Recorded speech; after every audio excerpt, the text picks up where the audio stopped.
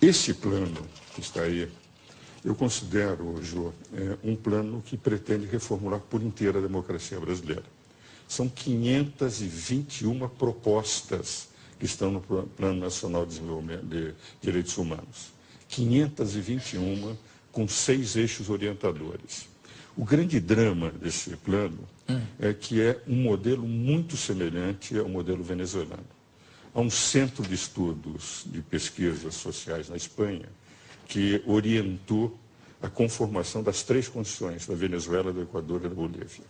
O nosso plano segue muito. Por exemplo, em relação à imprensa, censura da imprensa. Quer dizer, vai haver um controle, vai haver uma classificação. Aquelas instituições que não seguirem o que eles chamam do plano de direitos humanos, essas instituições não receberão, por exemplo, financiamento oficial. Na educação. Isso é um pouco o que o Bush fez em relação à pesquisa com células-tronco, né? Quer dizer, podia fazer, mas não receberia nenhum auxílio oficial. Mas no caso concreto da imprensa, a imprensa são os pulmões de uma democracia. Quando você controla a imprensa, eles é que vão determinar. Educação. Todos os professores terão que ser educados dentro do que eles chamam deste plano de direitos humanos. E as crianças receberão uma cartilha para seguirem rigorosamente o plano. Então, formando muito no estilo, enfim, da União Soviética, do Hitler, do Mussolini, criar a juventude já amoldada a aceitar o plano. Por exemplo, direito de propriedade. Hoje nós temos o seguinte, quer dizer, se a minha propriedade é invadida, eu vou até a justiça e peço a reintegração de posse, mostra que eu tenho o título. Se o invasor invadir uma propriedade, o proprietário fica sem a propriedade. Aí a justiça não poderá dar reintegração de posse. Chamarão a sociedade civil organizada, que é formada pela comunidade deles, e essa determinará se deverá ou não ser devolvida a casa. Ou pode ser urbana, ou pode ser uma propriedade rural. Urbana também? Urbana também. As duas estão colocadas, propriedade rural e urbana. A subutilizada, se a comunidade entender que está havendo subutilização daquela propriedade, etc., só depois desta manifestação é que possivelmente o programa não diz de que forma se fará. Apenas diz que não se poderá dar reintegração de posse imediata antes de haver uma ideação dessa comunidade. Pega-se, por exemplo, o problema, que eu considero extremamente grave, das Forças Armadas e da Polícia. As Forças Armadas, hoje, elas representam, em momento de crise, aquela que determinará a maneira de se controlar, de se manter a ordem e a lei.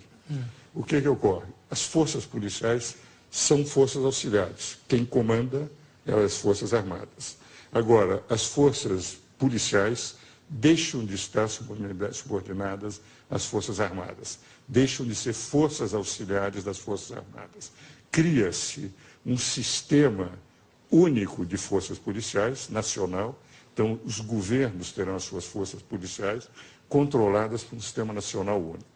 Então, teremos as Forças Armadas se o Brasil entrar em guerra, o Brasil não tem essa vocação, e teremos um controle total das polícias desvinculadas das Forças Armadas, podendo ser as forças policiais apenas forças reservas em caso de guerra. Então, está havendo uma total mudança do sistema, digamos, do regime constitucional. Por exemplo, nós vivemos em representação. Cada deputado paulista, para ser deputado federal, ele precisa de pelo menos 100 mil votos. Que representa? Ele pode ser um mau deputado, mas é o povo que vota. Eles vão substituir um pouco a chamada democracia representativa por uma democracia delegada, que é comum na Venezuela, Bolívia, Equador. Vale dizer, o povo vai ser chamado sempre para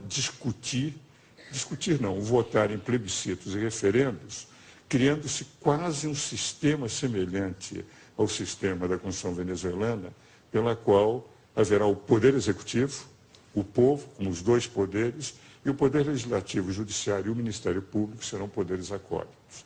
Então, é indiscutivelmente um plano que representa o pensamento daqueles que fizeram.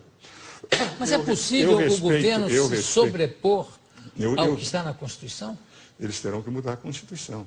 Isso é apenas um programa, é um decreto programático. Eles vão ter que mandar projetos de lei ordinária, projetos de emendas constitucionais para mudar todo esse sistema, Poder Judiciário, Poder Legislativo. Terá que ter uma comissão de direitos humanos a orientar as leis que eles terão que fazer.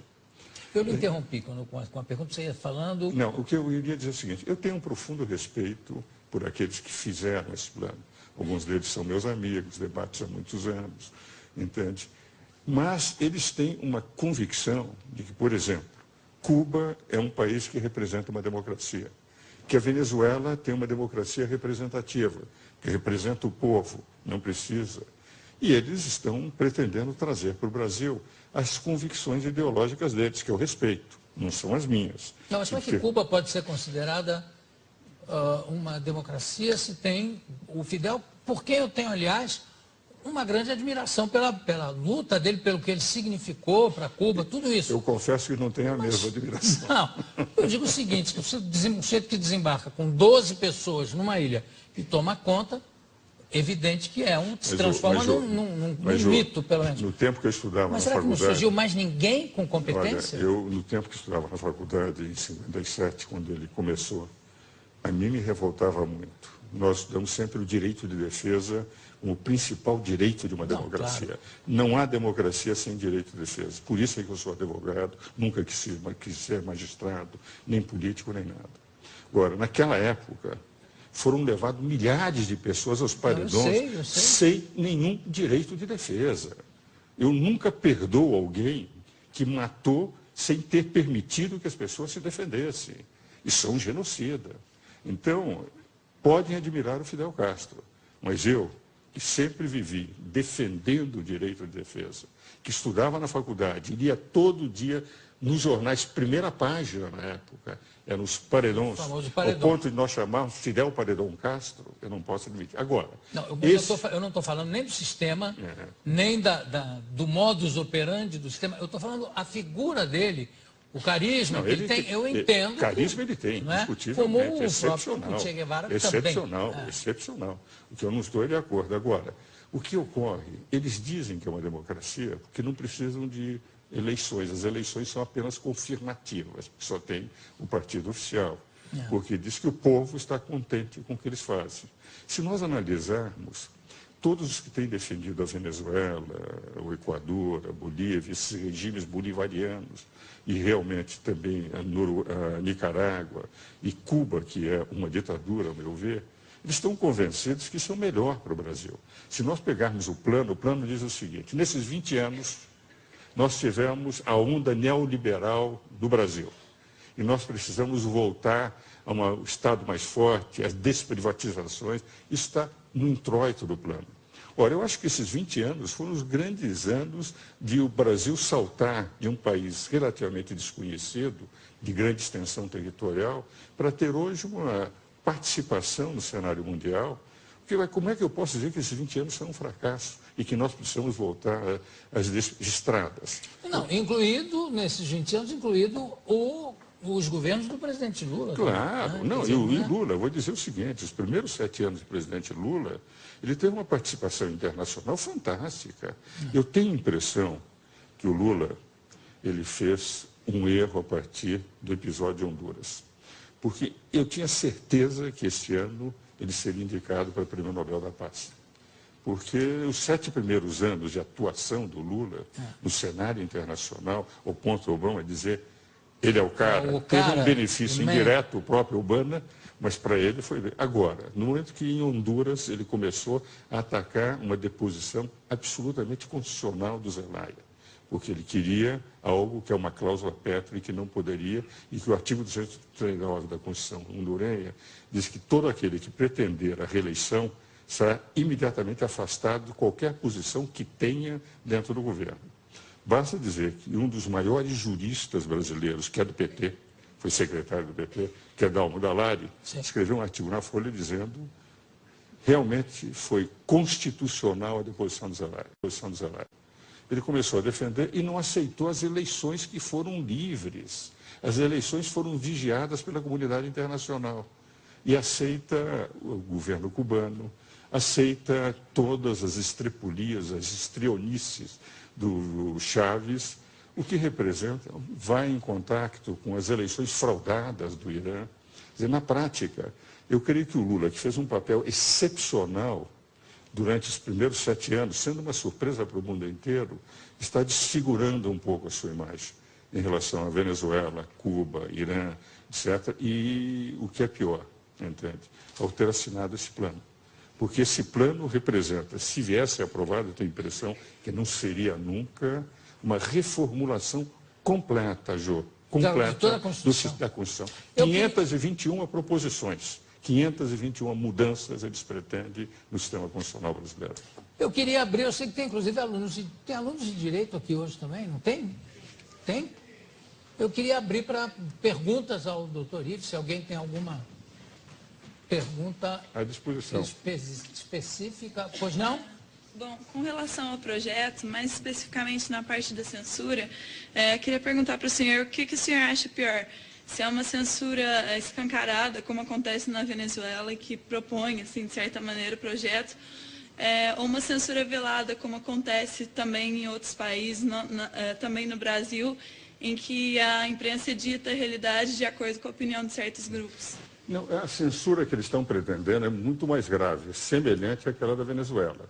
Porque qual é o capítulo da imprensa? Haverá um órgão que vai definir e fazer a classificação dos artigos. O que vale dizer, o jornalista, conforme o tipo de exposição que fizer, ele vai ser catalogado. Os veículos, os jornais, terão também a sua catalogação para poder ou não receber.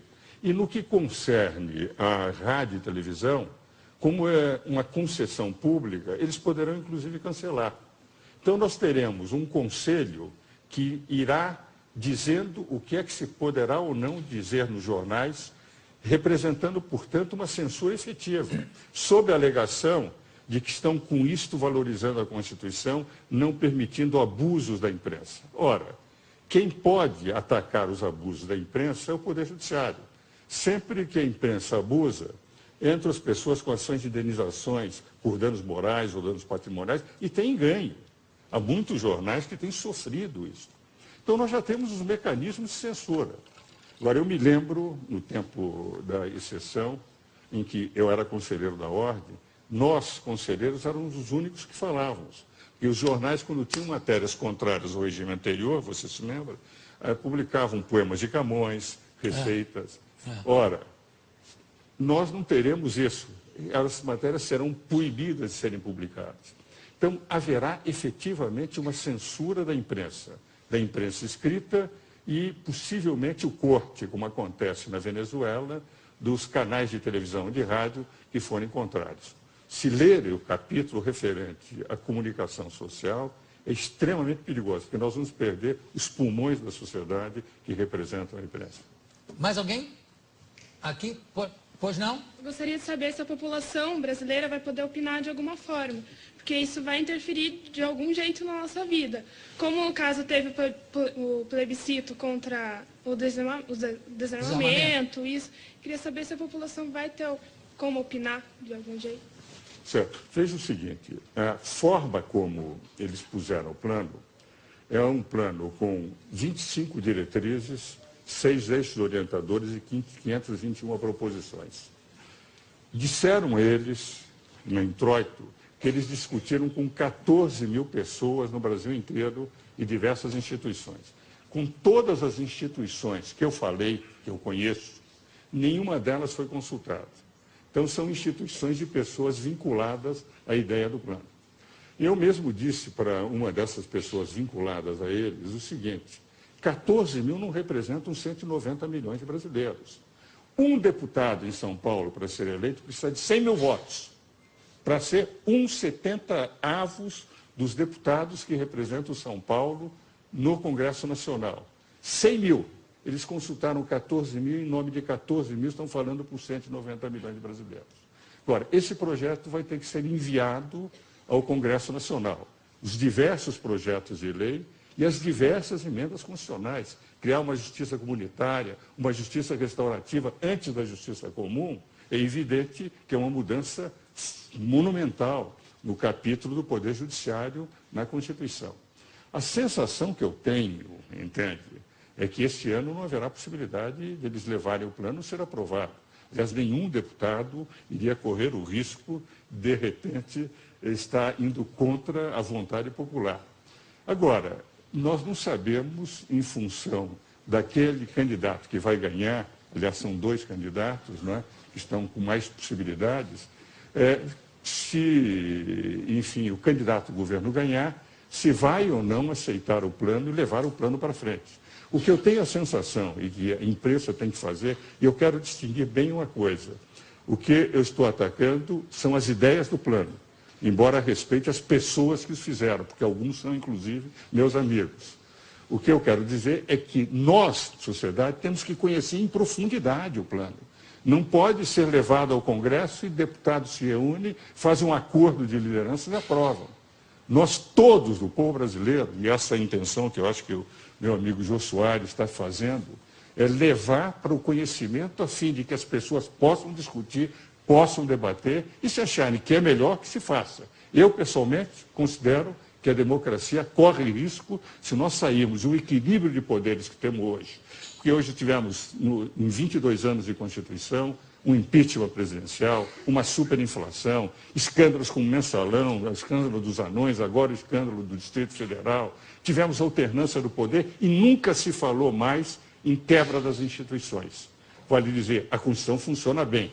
Mudar essa Constituição, que tem defeitos, mas que permitiu um equilíbrio de poderes, é um risco muito grande para o Brasil. Por isso, todos nós temos que discutir, e principalmente os meus colegas, aqueles que fizeram direito. Que a nossa função, fundamentalmente, é discutir o direito que tem que ser aplicado nesse país. Bom, eu tenho parabéns. E parabéns pela pergunta. Eu tenho tempo para mais uma pergunta, que foi um rapaz que falou junto com... Quem foi? Eu. Foi você? É. Então, diga lá.